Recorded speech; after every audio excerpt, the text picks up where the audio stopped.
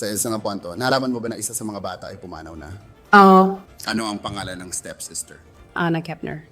Ang misteryosong pagkamatay ni Anna Kepner sa isang family cruise ay nagwasak sa kanilang pamilya at ngayon ay nagpasimula ng isang matinding legal na laban. Isang hiwalay at mabilis na laban sa kustodya ang nagbigay ng bagong sagot tungkol sa kanyang huling oras. Sa korte ngayon na nagpatotoo sa ilalim ng panunumpa ang madrasta ni Anna tungkol sa ayos ng pagtulog at kulang na pagbabantay noong gabing namatay si Anna. Ang kasong ito ay naglantad ng magulong at kaduda-dudang mga desisyon na pumaligid kay Anna Kepner sa kanyang mga huling araw. At sa unang pagkakataon, narinig natin na may nagbanggit kung ano ang posibleng mga kaso na maaring isampa kaugnay sa pagkamatay ni Anna. Nandito tayo sa kasong iniharap ng Law and Crime. Ako si Chris Stewart.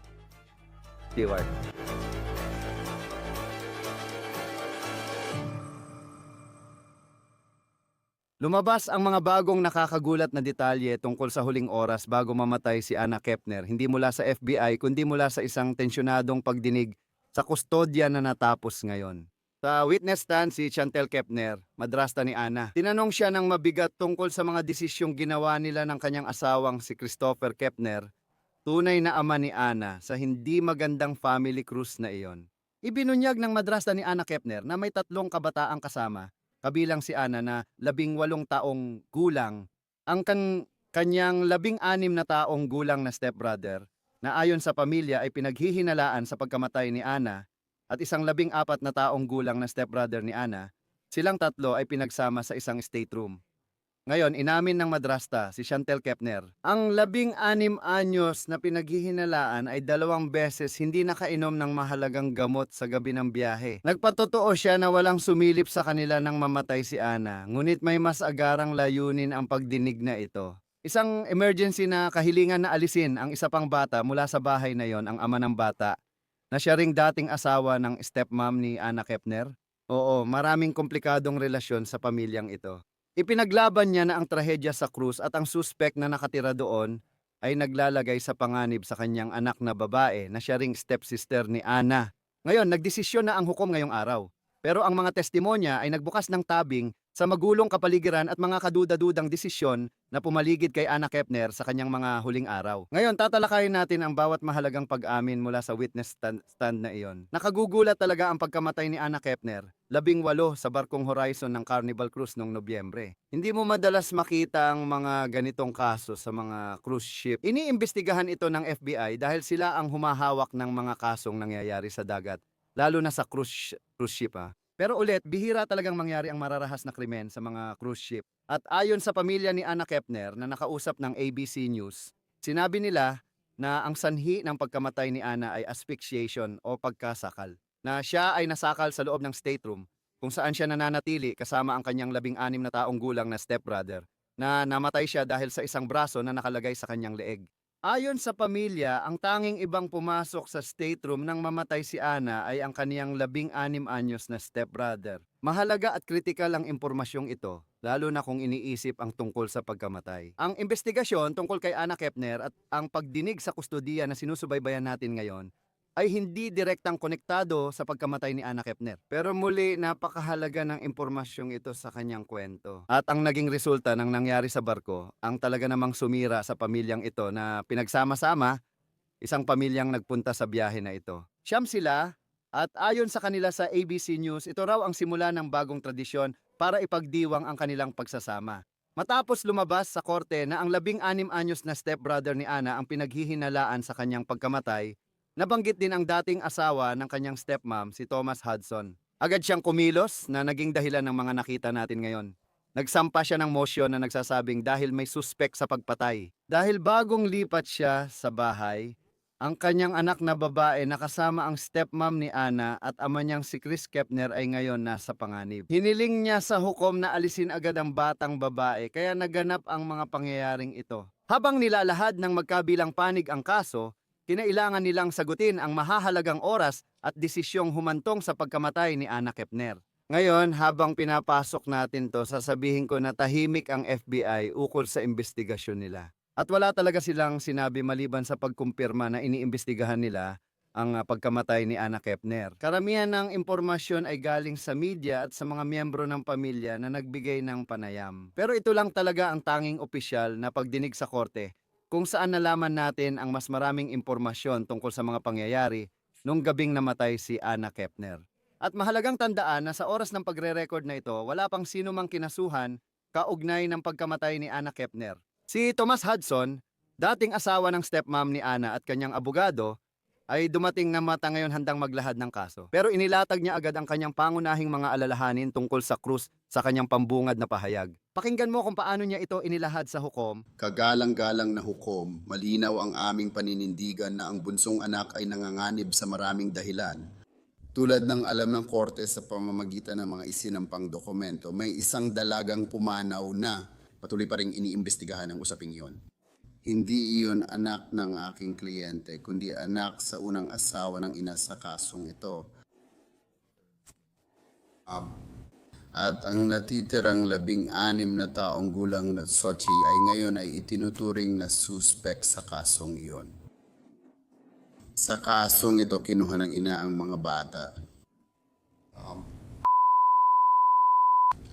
Sa isang cruise laban sa kagustuhan ng aking kliyente habang pinipigilan siyang makipag-ugnayan ng regular sa mga batang iyon. Naniniwala kami na ang mga inihandang ayos ng ina, lalo na sa pagtulog, ay hindi sapat dahil ang 18 taong gulang, 16 na taong gulang, at isa pang 14 na taong gulang ay pinagsama-sama sa iisang silid sa barko. May mga palatandaan na maaring dahil sila ay nasa international na tubig ay maaring gumawa ng mga aktibidad na hindi nila karaniwang magagawa habang sila ay nasa Estados Unidos. Maayos na binabantayan. Iba ang pananaw ng abogado ng madrasta ni Anna, si Chantel Kepner, sa sitwasyon sa bahay matapos mamatay si Anna. Ang argumento niya ay simple. Ang anak niyang 16 anyos na stepbrother ni Anna at itinuturong suspect sa pagkamatay ni Anna ay nakatira sa ibang lugar. Naniniwala kami at nasabi namin sa aming sagot na walang umiiral na emergency. May insidente sa cruise ship. Iniimbestigahan yon ng Federal Bureau of Investigations.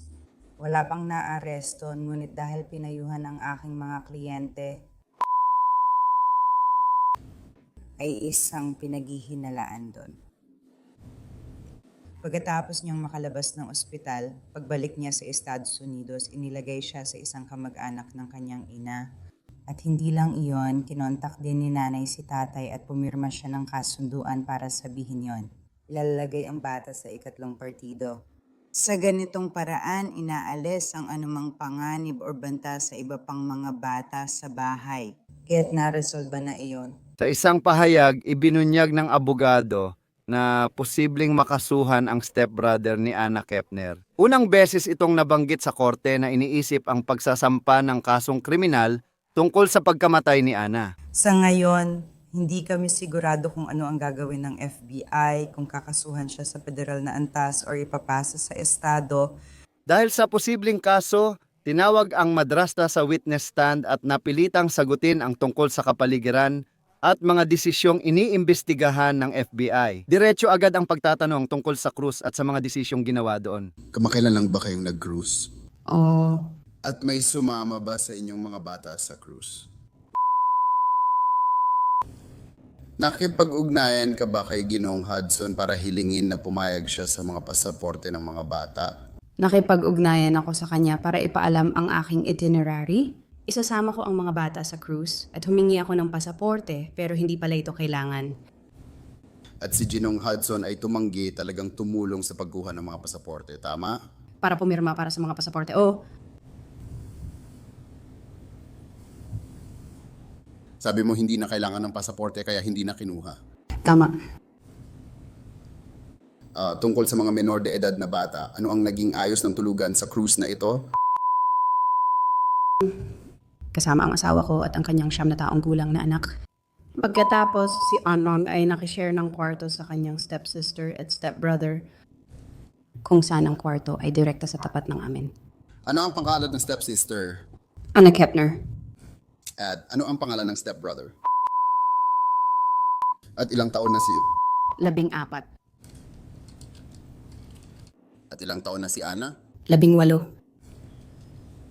Ngayon, sino ang nagdesisyon na pagsamahin ang tatlong binatilyo sa isang kwarto sa cruise?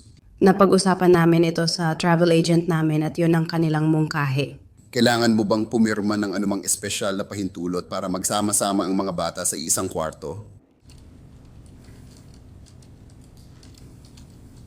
Kaya ba ito ay isang pinagkasunduang desisyon sa pagitan mo at ng iyong asawa? Tama.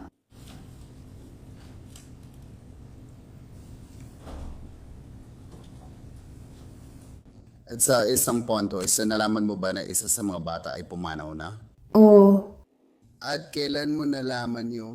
Biyernes ng umaga.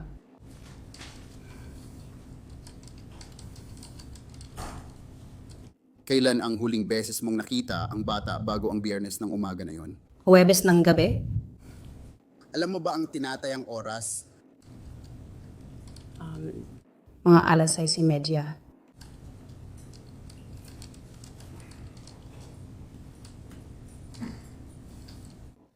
Ang anak mo... Nakita mo rin ba siya nung Huwebes ng gabi? Oo. Anong oras mo siya nakita? Mas malapit sa alas 7, mga kaunti bago mag alas 7. Anong ginagawa niya nung oras na yon? Pabalik na siya sa kanyang kwarto. Alam mo ba kung si Adi ay naroon din sa kwarto? Sa alam ko, lahat sila ay pabalik na sa kwarto nila.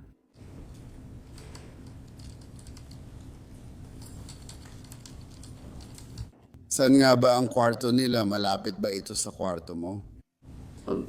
Nasa tapat lang ng hallway ang pinto nila paglabas mo ng pinto ko. Bumalik ka ba sa kwarto mo nung gabing yon? Oo. Anong oras ka bumalik sa kwarto? Alas 7. Alas 7 ng gabi. Tama, mas malapit ito sa alas 7:30. Buong gabi ka ba sa kwarto? Oo. Kasama ang mga kabataan sa kabila ng hallway. Pumasok ka ba at tumingin? Hindi, natulog na ako.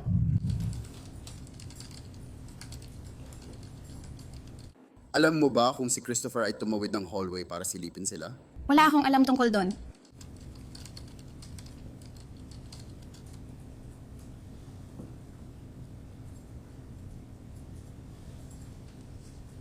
Alam mo ba kung si Dan ay lumabas ng kwarto nung gabing yon? Nung Huwebes ng gabi na yon, Hindi ko siya nakita na lumabas ng kwarto. Ngayon habang nagpapatuloy ito, napunta sa usapan ng kalagayan sa barko ang pagtatanong ni Chantel Kepner, abogado ng kanyang dating asawa. Sinisiyasat kung anong aktibidad tulad ng alak at pagsusugal ang na-access ng kabataan.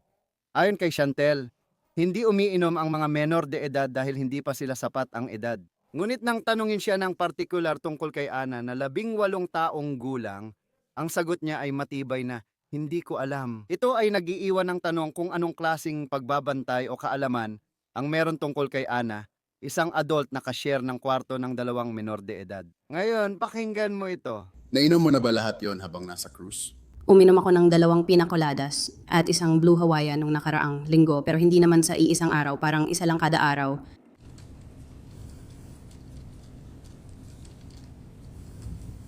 Alam mo ba kung pwedeng uminom ng alak ang mga bata base sa pagiging nasa international waters? Hindi. Hindi mo alam. Hindi nila ginawa, hindi pa sila sapat ang edad. Tungkol saan? Tungkol kay Ana. Hindi ko alam.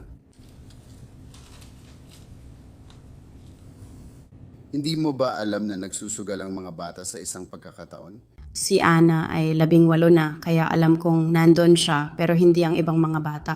Sigurado ka bang hindi nagsusugal ang ibang mga bata? Sigurado akong hindi nagsusugal ang ibang mga bata. Sunod, tumuon ang tanong sa mahalagang detalye tungkol sa kalagayan ng 16 anyos na suspek ilang oras bago mamatay si Ana. Ang kanyang iniresetang gamot. At ito ay bagong impormasyon na ngayon lang natin narinig hanggang sa puntong ito. Itinatag ng abogadong may attention deficit hyperactivity disorder ang binatilyo at umiinom ng 2 gamot. Isa na tinatawag na Concerta, na iniinom niya tuwing umaga at pagkatapos ay may tableta siya sa gabi para sa insomnia, na tinatawag na Clonidine. Nagpatotoo si Chantel na siya ang nag-ingat ng parehong gamot sa cruise. Pero pagkatapos ay may malaking inamin siya tungkol sa huling gabi. Hanggat kay Payet, may mga diagnosis ba siya may attention deficit hyperactivity disorder siya. Gaano nakatagal mula nang ma-diagnose siya ng attention deficit hyperactivity disorder? Ang mga 3 or 4 na taon na siguro.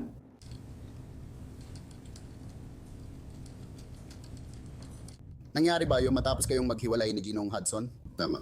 Tungkol sa panahong yun, oo. Umiinom ba siya ng gamot para sa attention deficit hyperactivity disorder niya? Oo, tumatanggap siya. At anong gamot ang iniinom niya para doon? Methylphenidate. Pwede mo bang bigkasin at spell iyon para sa akin? Methylphenidate? Di ko alam spelling. Sige. Yung mga pangalan ng brand Concerta. Kung makakatulong yon. Salamat. At gaano kadalas iinumin ni Pati ang gamot na iyon? Tuwing umaga.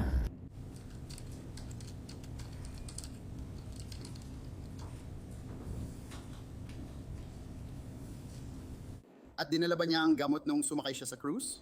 Oo. Umiinom din siya ng gamot tuwing gabi. Parehong gamot. Hindi clonidine yun. Para saan yon? Insomnia.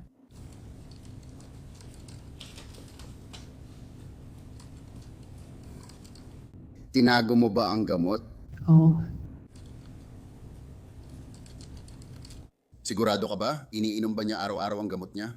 Iniinom niya ang kanyang umagang tableta araw-araw at 2 beses siyang hindi nakainom ng clonidine niya sa gabi.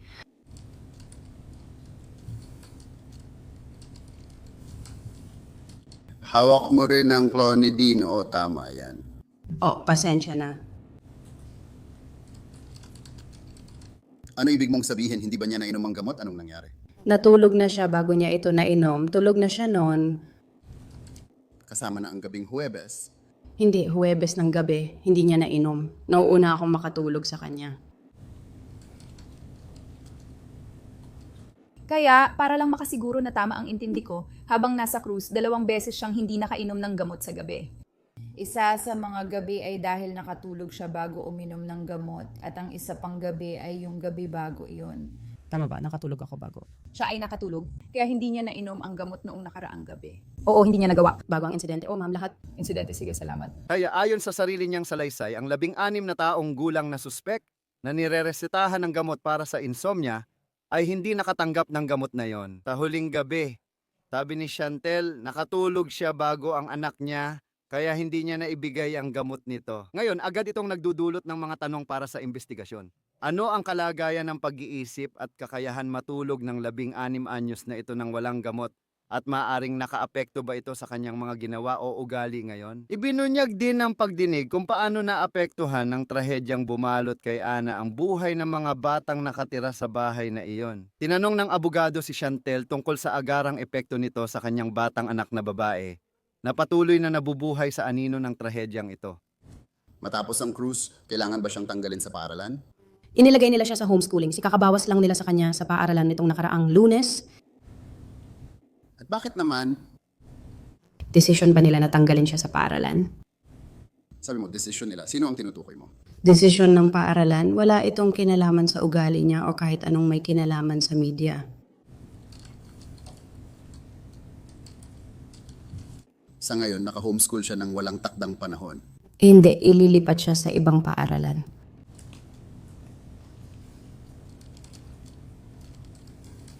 Napag-usapan mo ba yan kay Ginong Hudson? Sinabi ko sa kanya na hindi ko siya ipapaalam kapag na-enroll na siya kahit pinapakiusap niya. Ngayon ko lang nalaman ngayong linggo na hindi na pala siya enrolled sa paaralan.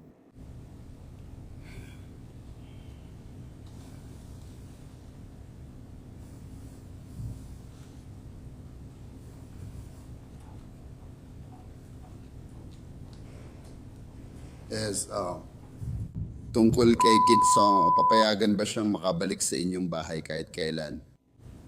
Sana ngayon? Hindi habang may investigasyon ng Federal Bureau of Investigation. Sa huli, pinagtibay ng abogado ni Chantel Kepner ang kwento tungkol sa relasyon ni Ana at mga stepbrother niya na iba-ibang nailarawan. Si Ana na alam nating pumanaw na. 18 siya, tama. Tama. At nasa tamang edad na siya. Tama. At binigyan ba siya ng option na manatili sa ibang kwarto? Lahat ng tatlong bata ay... At ang kwartong iyon ba ay kasama si Lola at Lolo? Tama. At ayaw nilang gawin yon? Hindi, gusto nilang magsama-sama.